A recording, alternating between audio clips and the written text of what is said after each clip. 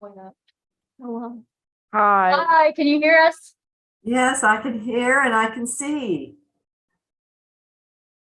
Wow. Thank you for speaking with us today.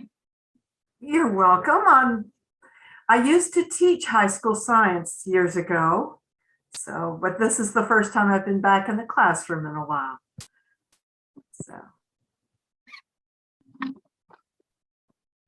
And yes, this is being recorded. I'll send you a link to the recording a little bit after after we have the class.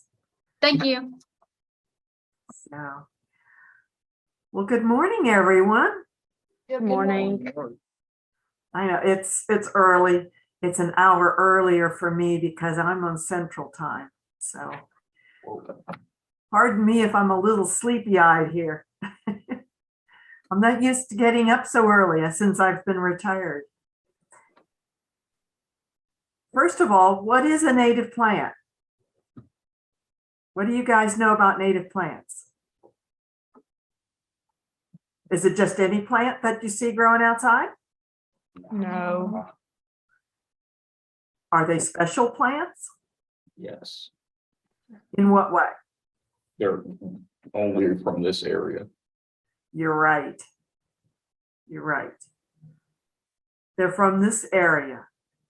And some things are more exotic than others. And sometimes it's hard to know because some of the plants that we're familiar with, like periwinkles, were brought over by some of the very earliest colonists. And some people think that they are native, but they're not native to North America. They're certainly not native to Tennessee.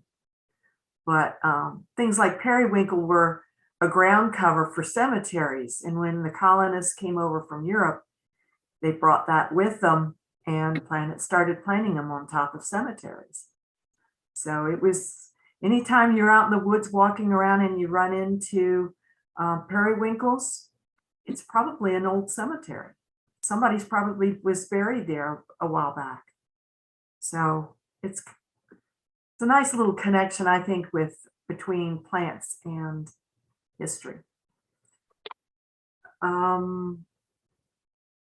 Why are native plants important?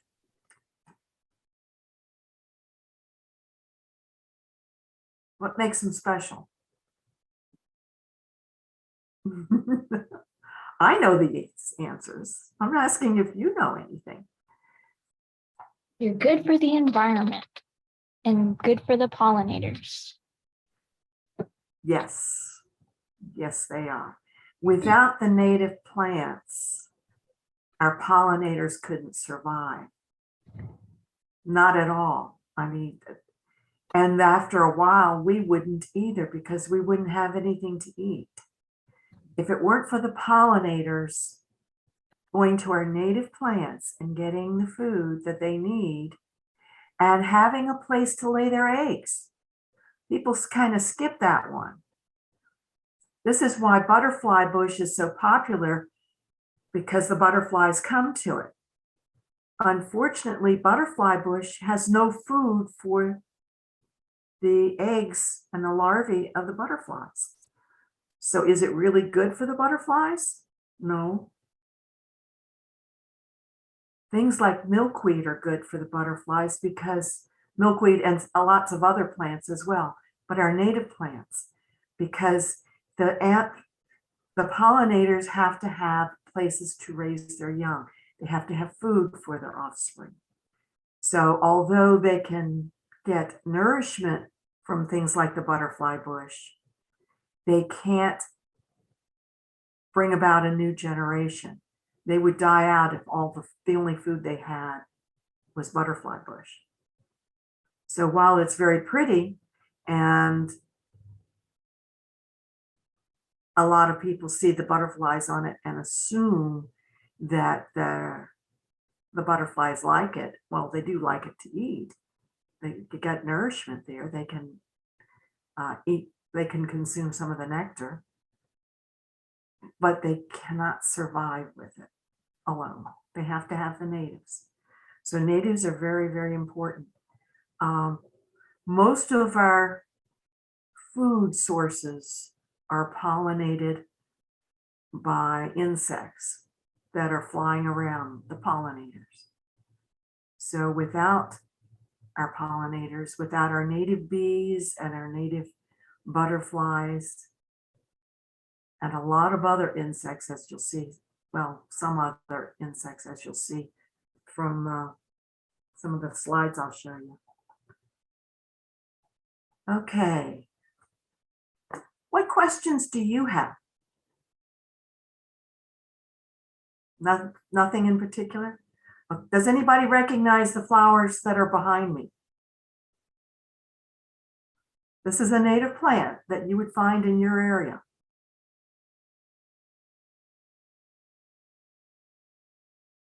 And it's one, as you can see, there's a bee right here over my shoulder. This is mountain mint. And it's a prolific grower. It grows very easily once it gets started. And it keeps blooming for a very long time. So it has lots of bees on it usually, and lots of other insects as well. So it's a good one if you're thinking about different plants to put in your area. I looked at some of your plans, and I think you need to go over them because in many cases you're not. If these are native plant gardens, some of the plants you have on your plant lists are not natives. So look at them more carefully, okay? And some of them, like the orchids, are going to be very, very hard to raise. The orchids are beautiful. Don't get me wrong. We have, would you believe we have 50 different species of native orchids here in Tennessee? And they're, each and every one of them is beautiful, but they're very, very particular about where they grow. They don't want to grow just anywhere. So getting them started, especially from seed, is a very, very difficult task. So it's not one for beginners typically. All right, I'm guessing you would like to see some pictures of plants. So let me see if I can do this. Bring this up. This is from, I've selected slides from a show that I did last year. This is part of my yard. These are native plants. Let's see if I can. Can you see this, my slide? No. All right. Well, this is a pain. Okay. One of the things I wanted to caution you on, when you put your plants in, they, have you ever heard of the terms, first they sleep, then they creep, then they leap? No. All right. That's because with plants, when you put them in, when you first put a plant in, it just kind of looks like it just doesn't want to do anything at first. So we consider that sleeping the first year because what they're doing is growing their roots. The second year, they creep. They grow some, but they don't grow a lot typically. But it's the third year when the plants have really established their roots, they've decided they like where they're at, and now they're really growing. So if most of you are seniors, you're going to have to come back to the school to see the fruits of your labors because they're not going to show up very well the first year. It's going to look real sparse. Your plantings are going to look really sparse the first year.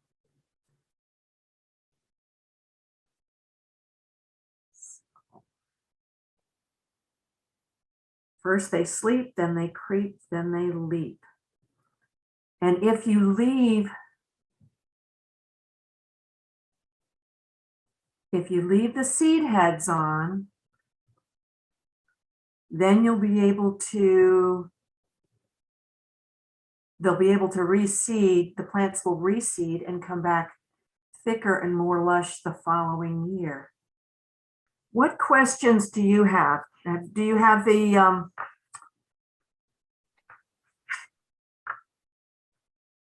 do you have the information I sent about, did I send about the invasive species? You sent us a document on why planting native plants are important and 2 resources on how to find native plants. Okay. Suggestions. The one on landscaping with natives that's for East Tennessee has some really good plant recommendations in there. And they're grouped according to trees, shrubs, and wildflower, vines and wildflowers.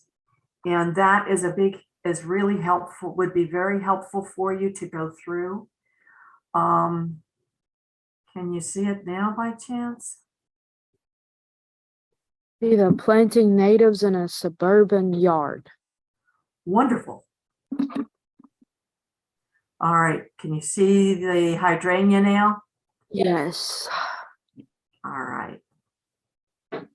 I'm sorry for all this frustration. This is hydrangea. It's an oak leaf hydrangea. It's a native. We can do this manually.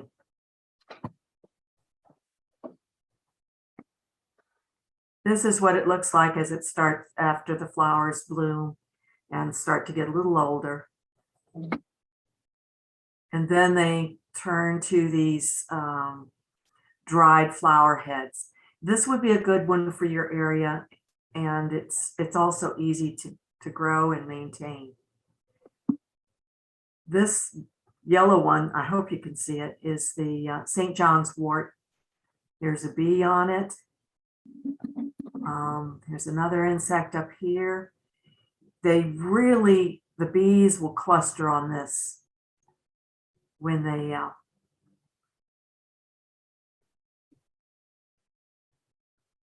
absolutely love it. Another one that's real easy to do is beautyberry. It can be, if it likes where it's at, it's going to be a very big shrub.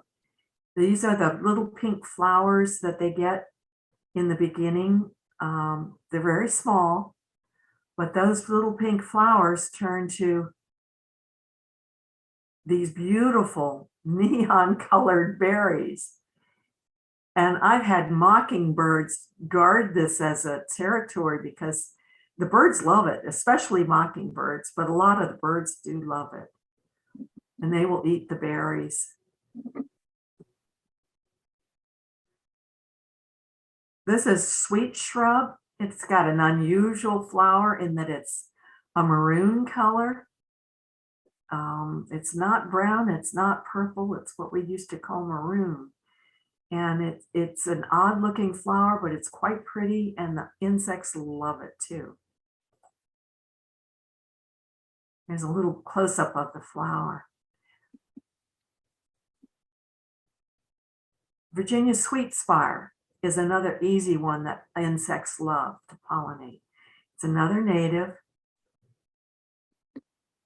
and very fragrant.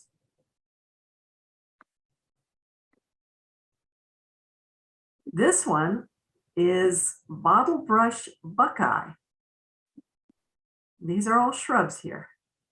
Bottlebrush buckeye has it looks like a bottle brush. And as it grows older, this is the flower spike before it opens. Got that one out of order. And here are the nuts that are forming. We never have any, our nuts disappear almost as soon as they get to this stage at my house. It's a nice shrub. It's almost a tree, but a nice shrub.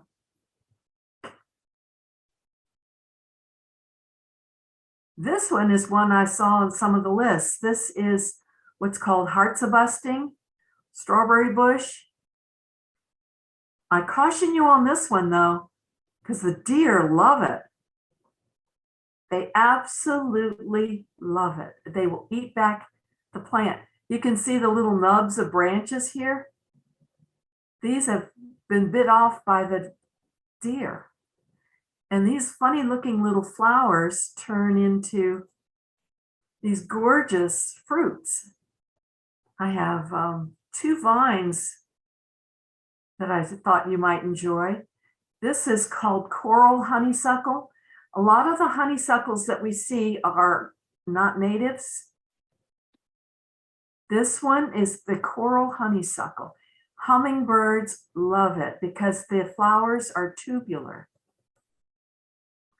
And the flowers are these beautiful pink, orange, yellow flowers. And you can see with the long tube, they're designed for the hummingbirds. Mine blooms almost all year round. Probably wouldn't up in your area because I'm sure it gets a little colder. But this would be a nice vine to go on your fence. Or as an alternative, this is what's called our passion vine. This one has passion flowers. It is our native Tennessee flower, the passion flower. This is a native, and you will find it growing in ditches around the state from one end to the other. You can see this bee is already coated in pollen. It's an odd looking flower. It's very striking. Sometimes the purple is much more intense. It varies from flower to flower. But I find it quite beautiful, and it's easy to grow once you get it started, which is very easy. You could, if you find any of this in ditches anywhere. Of course, they also produce what we call the maypops. How many of you have ever popped the maypops? Have you ever discovered them and stomped on these things when they're on the ground? They make a really loud sound. They're also edible. This is the fruit. We can eat it. And look at all the holes in these leaves. Holes in the leaves of our plants is a good sign. It means it's feeding somebody. All these holes are feeding insects. And in my opinion, any plant that has leaves without holes in it, have complete leaves, isn't feeding anything. So this is a good sign when we see holes in the leaves. Now for the wildflowers, the ones that you probably really would like to see. All right, these individuals here, this is Coreopsis, tick seed. It makes some of those seeds that stick to your socks when you walk through a meadow. But it has these pretty flowers that it comes in several different kinds. This one is this is a tall one.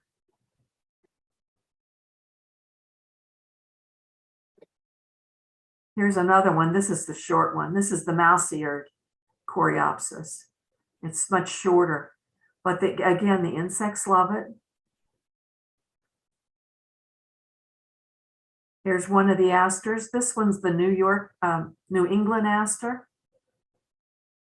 All the insects go crazy over this one. This is it a little later. Asters have small leaves, small flowers. So, and here's one of the late ones. I think this is calico aster. It comes in late in the fall. You can see here's a bee, one bee on it. Usually it's covered, and when I go to take a photo, the insects, a lot of the insects will fly off a lot of the time. This one is purple coneflower. I'd recommend that you use coneflowers. They're easy to grow. They're well loved. Any of the coneflowers are good. This one's a purple one. You can see the flowers there, the composites. But they're any of the cone flowers. If you want a ground cover, this is purple vervain, rose vervain. It stays close to the ground. It blooms here in Middle Tennessee, it blooms all winter long. Crazy plant. It's not supposed to do that, but it does sometimes. Pretty flowers, intense color. But you can see it's very short.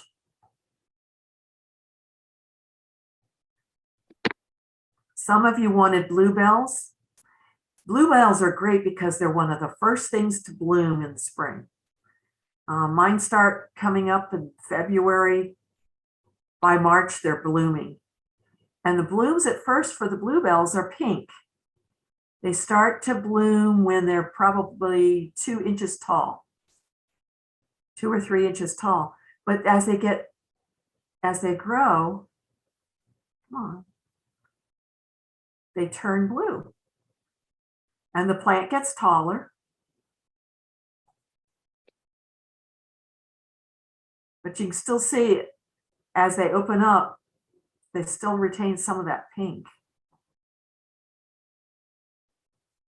Another early bloomer that's easy to grow, this is columbine. That was on somebody's list. Columbine is, it stays green very long time. Mine are still green now, and this is early spring here. It's again one of the earliest bloomers. Right after the bluebells show up, then the columbine starts showing up, and it grows beautifully. Again, it's got these crazy pink to yellow flowers. I've seen hummingbirds on it, and I've seen just about everything on it at some point.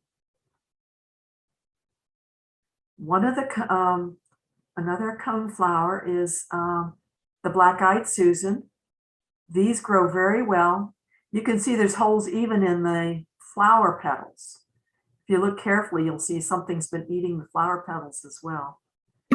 So a lot of the warblers that will come on these flowers and feed on, because these produce this whole seed head in the middle, that becomes seeds for that feed the birds. So you've got a double whammy here that the insects absolutely love the plants. You can see there's a big cutout on, well, that's a leaf there, but there's holes in the flowers all over the place. And then when it turns to seeds, the birds love it. Here, there's a couple butterflies on in this shell, in this one. There's another one. There's at least 3 butterflies there. I'm spotting right off. But I've spotted warblers on there too. And that blooms for a long period. This is a very pretty one, but it likes moist areas. This one is a cardinal flower. It grows tall, it's about 3 feet tall, but I've seen hummingbirds line up for a chance to feed on this. Literally, they wait a turn. They fight each other. Sometimes they'll wait a turn each, but this is an excellent one for wildlife.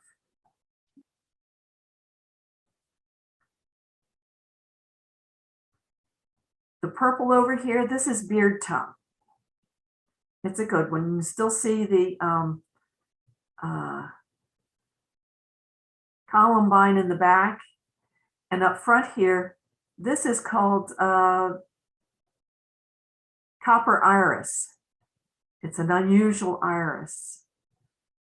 And I know one of the, I think it's Overhill Gardens has these. They're a lot of fun. Beard tongue is a good one. Again, lots of plants, lots of bees, lots of insects. will feed on this.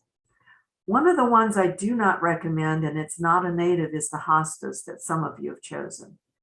Hostas not only are not native to North America, and definitely not Tennessee, but deer love them. They will eat them down to the ground. If deer have access to the plants, you won't have any. This is the dwarf iris. It's a beautiful little flower that I recommend. One of the things I did not see on anybody's list was ferns. Ferns make good cover and they do like shade. So if they're underneath, they grow very well underneath trees, underneath shrubs. This one's underneath my deck. And underneath the shade of the fern, this down here is ginger, wild ginger.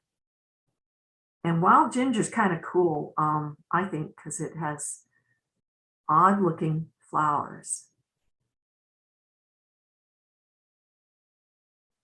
This is the flower. Can you see my cursor circling the flower? It's a brown flower. It's on the ground and it's pollinated by beetles on the ground.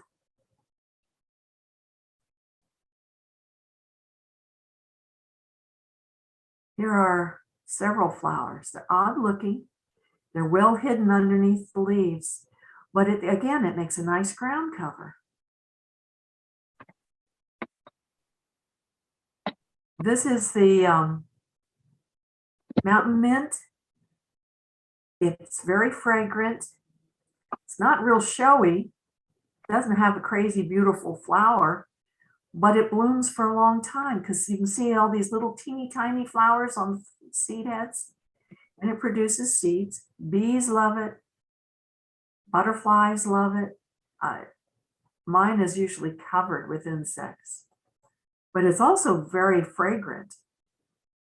Here it's covered by, you can see butterflies all over the place.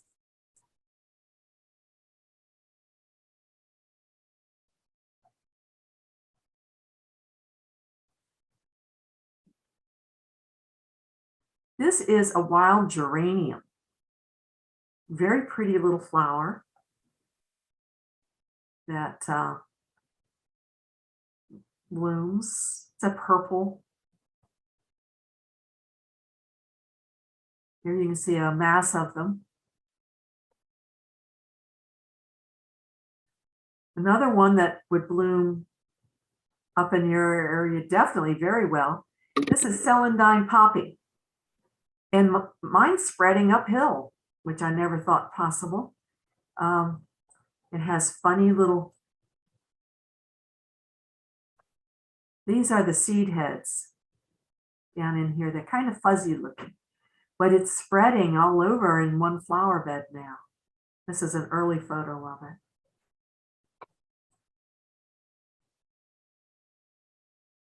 You can see the seeds here a little bit more. Violets are also, come on.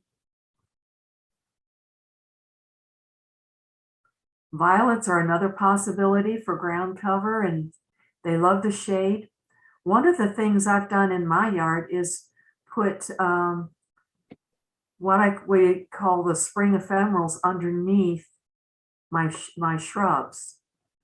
Taller plants can shade things like the violets and the poppy and the ginger and the ferns. They can all be shaded underneath other plants.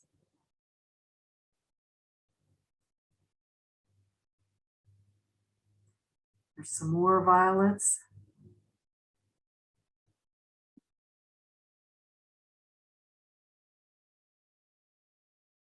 And more violets.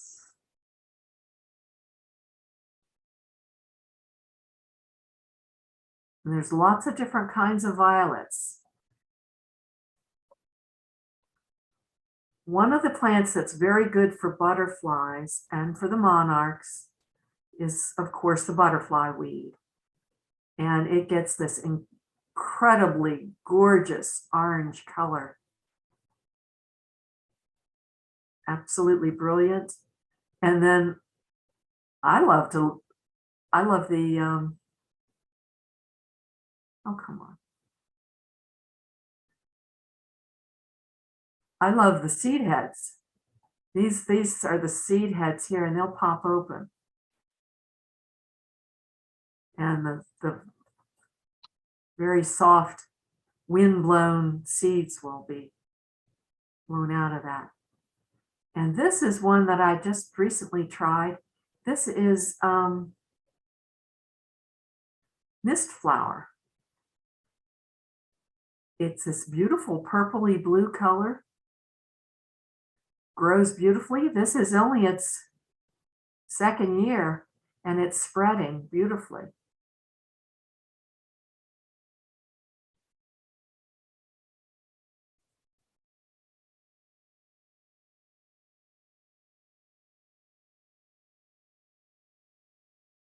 You can see the flower a little closer there. And another one that I'd recommend is wild petunia. Again, it's spreading throughout one of my flower beds. Again, it's this purpley blue color. That's pretty. It is. What are your school colors? Blue and white. Okay. I wonder, there were a lot of blue flowers that kept turning up in your selections. Here you can see that this is the bluebells, the Virginia bluebells and the columbine together.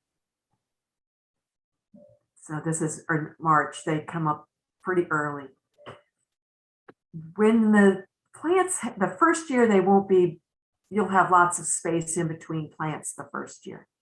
The second year they'll start to spread a little bit. It's the third year where you're going to start to see things like this, where you see very little of the ground.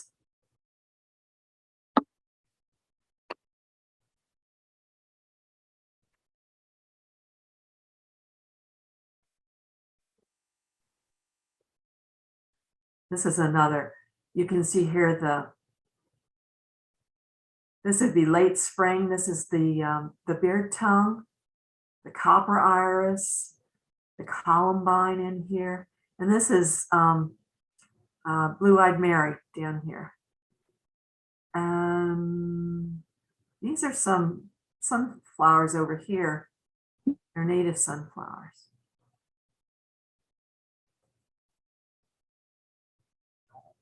They don't get really tall. They get about a foot tall. You might want to consider putting a bird bath in. Somebody will have to put water in it. Here you can see a combination. Here's the passion vine. It likes a fence, or give it a, I put in a trellis for mine. This is, of course, the black-eyed Susan, and this is the cardinal flower. And over here you can see the spent columbine. These are stalks of columbine hiding in here. So this is in midsummer. And if you get everything going, once you get it all done, please consider getting your areas, your gardens certified. And get this to come up. National Wildlife Federation, nwf.org. You can fill out a form and certify your school garden as wildlife habitat. The things you have to have are food, which is the native plants, water, which would be like a bird bath, shelter, which could be your shrubs, or you can make a small brush pile. And that's all you really need. Food, water, cover, places to raise young. Those are the four main elements. Okay. Now that's all of the pictures I had planned on showing.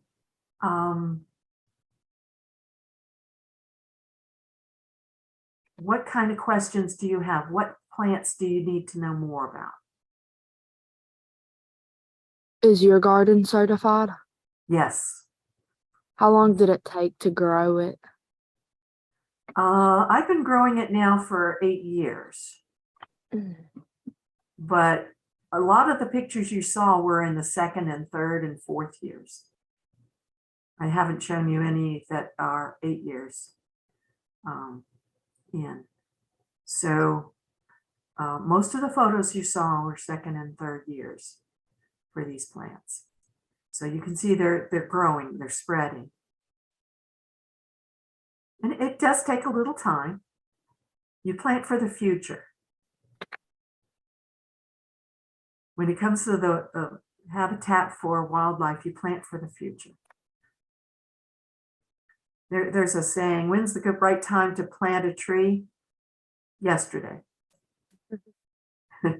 Because the sooner you get them planted, the sooner they start growing.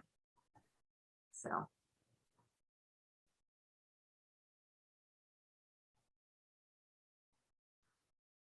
I think some of the designs that you've come up with are going to be very complicated to maintain. If you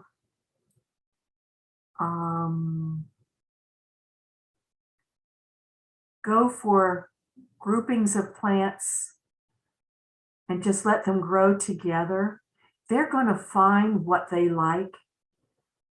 I'm finding my plants, although I started the beard tongue way back up here in the upper left side. There's white ones up the very top. There's purple ones. They have started spreading down further into the garden. They're finding their own places. These irises, they have spread. Here's some of the beard tongue in the middle of the irises. I didn't plant it there. I let them go to seed. I let all my plants seed themselves. So you don't cut, when the flowers die back, you don't cut them off because you want to leave those seeds there.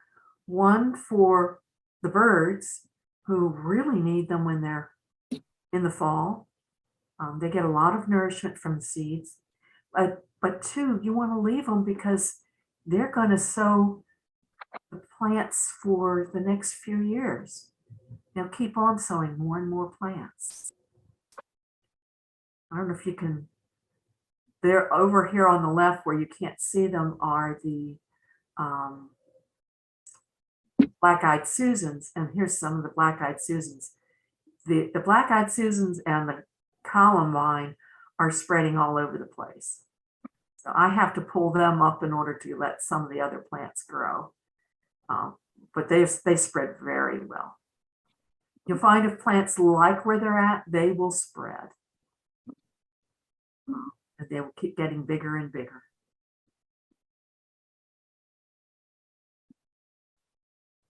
Well, I'm sorry we were slow to start, but is there anything else I can help you with?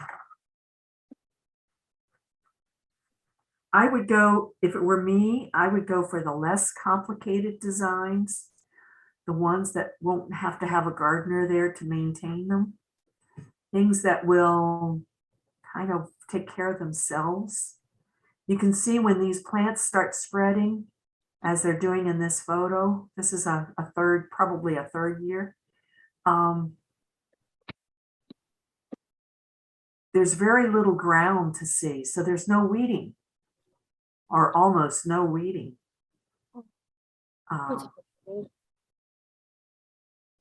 It means that there's no room for weeds to grow in there. In the beginning, you're going to have to weed a little bit, or the weeds will take over your garden because they're going to grow a lot faster than anything you plant. Don't know why that's there, why that happens, but seems to be a general rule. If you plant it, it's going to take a little longer than if it volunteers.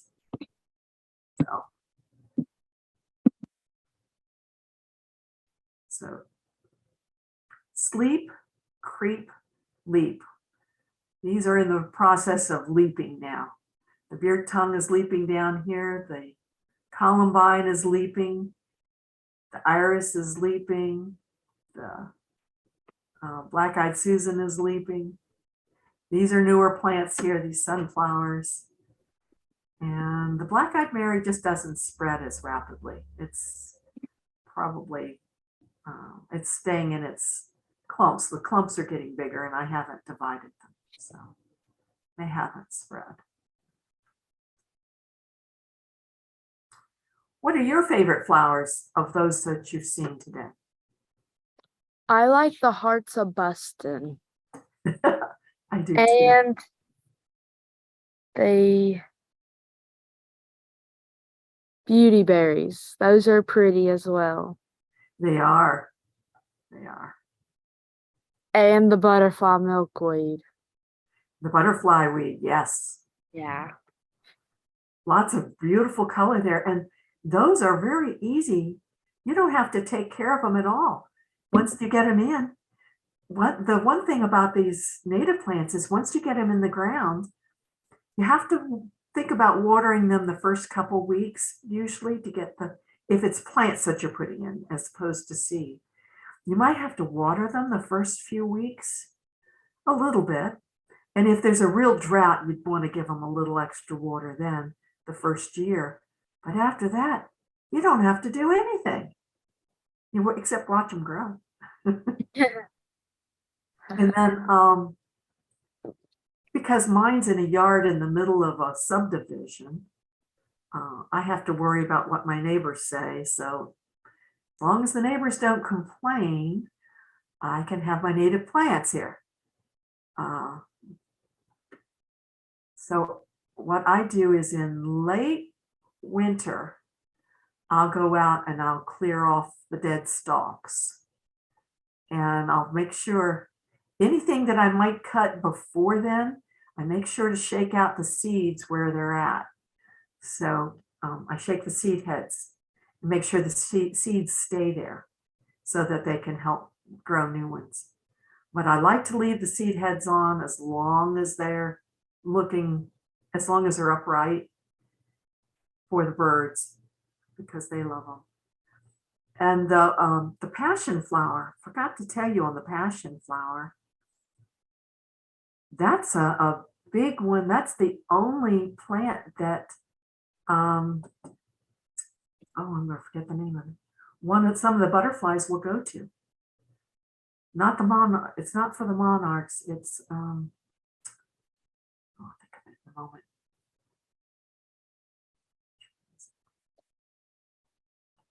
There are two butterflies that go to it that lay their eggs on it. So that one's a very good one for some of the butterflies. And that's why that one had so many holes in its leaves.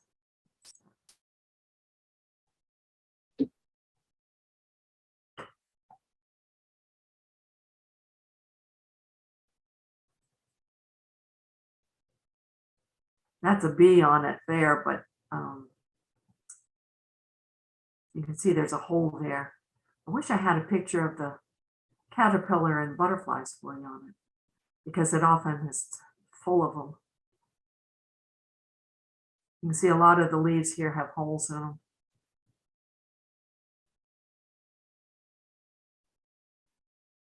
I can't tell what's butterfly here and what is it.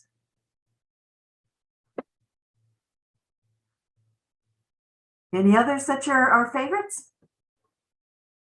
The coral honeysuckle, that was pretty cool. I think it is too. I like it. I put it on a trellis. That's a smart idea. Yeah, but a fence works too. Can you imagine? This keeps blooming all winter for me. Of course, it's next to the house. That might be giving it some protection. But the one spot that you're the smaller area that you're doing, you've got a fence there that would be ideal for things like the passion vine, and that can get kind of crazy at times. Once it gets started, it'll grow anywhere. But this is a little bit more, this one behaves better. Mm. It grows where you plant it. So, where else?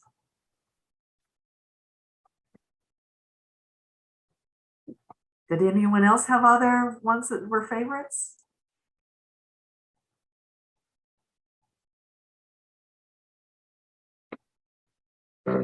Each year I try to put in a few new plants. And there's no particular order to what I'm doing. Didn't have a plan as to what goes where, except one side of the house is, they've only got 5 feet of space, and it's the north side of the house. So I put shrubs on that side because I knew wildflowers weren't going to grow very well. So all I put on that north side of the house were shrubs. And that's where that sweet shrub is. And what others? The sweet shrub and the Virginia sweet spire and the sweet shrub are on that side. The beautyberry grows anywhere. If it likes where it's at, it grows beautifully. When I moved here 8 years ago to the house I'm at now, I had a beautyberry growing in my yard. I lived in another town here in Middle Tennessee, and this beautyberry bush did not grow. It was not happy. It was about 1 foot tall. I had it for like 3 years, and all it did was grow 1 foot tall. And that's all it did. It wouldn't grow any bigger. So when I moved, I thought, well, I'm going to take you with me and see if you do anything at the new house. And if you don't, then your history. I put it in the ground, and this thing was like, whoa! All of a sudden, it's 6 feet tall and 8 feet wide. It was happy. Birds were happy. And a lot of plants grow underneath it too. This one will spread. This one will form a colony if you let it. And the same with the Virginia sweet spire. This one will grow by seeds because look at all these seeds. And even when the birds grab onto one of these seeds, there are going to be 3 that fall to the ground and sprout new plants. So if I was living anywhere close to you guys, I would be bringing you plants. What is your funding source? How are you getting money to buy all these plants? We want a grant through the Tennessee Valley Authority to the TVA money. Wonderful. Congratulations on that. Thank you for all of your wonderful tips and information. You're welcome. I'm sorry I was so slow to get things started here. That had to be frustrating for you guys too. Maybe one day when I'm up in your area, I'll have to swing by and take a look around. Yes, our classroom's always open. Is it? Do you have greenhouses? Yes. Yeah. I looked at the Zoom, the Google Zoom, the Google aerial view, and I can see your school. I can see the smaller garden is up near the entrance Yeah. to the elementary school. Yeah. And where's the big garden though? I could not figure out where that is. It's next to our Might be hidden by trailers. some trees. Oh, the garden. You've got trailers? Yeah. Yes. We have several classrooms and trailers. Okay. Well,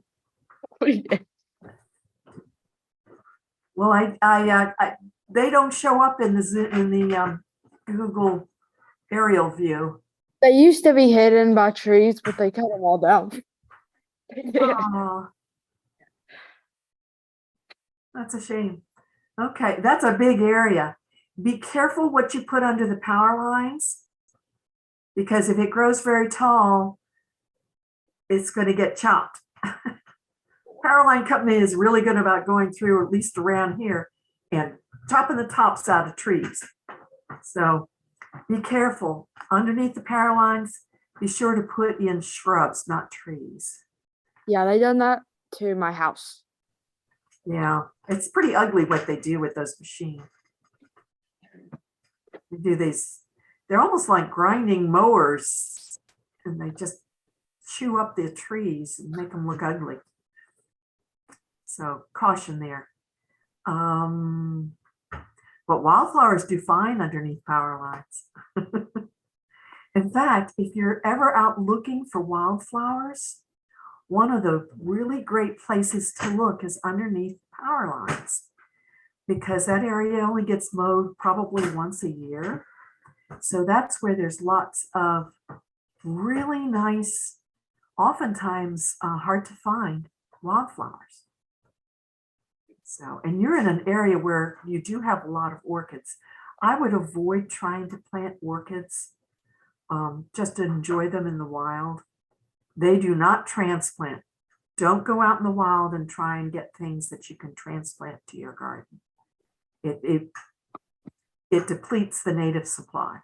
And most plants are growing where they're growing because they like it there, not because they want to be in a garden. So caution. Okay.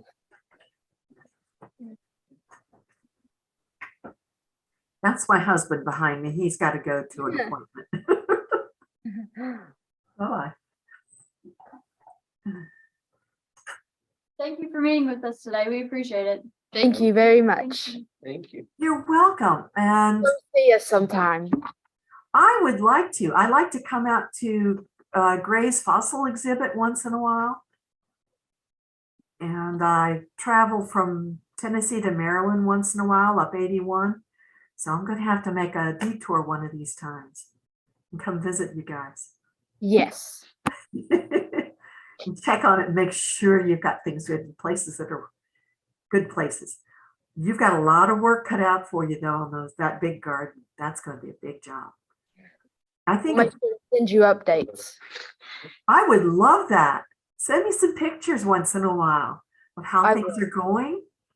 And actually, I have, well, the Tennessee Native Plant Society has a website, and we're going to have a page for gardens at schools. And if you would like to send me some pictures and a little bit of a little writing, maybe a paragraph or two about your gardens, I'll probably either put it on the website or I might put it in our newsletter. Alrighty. I would love to hear from you guys. So, and a lot of other people do too. We talk with a lot of schools. Lots of our members will talk or visit schools near them. I didn't have anybody close to you. So you got me. Well, I'm afraid that's all we have time for today. Thank you. Thank Thank you. you. Great day. You too. It was good meeting all of you. It was good to meet you too. Thank you. Have a good day now. Bye-bye. Bye.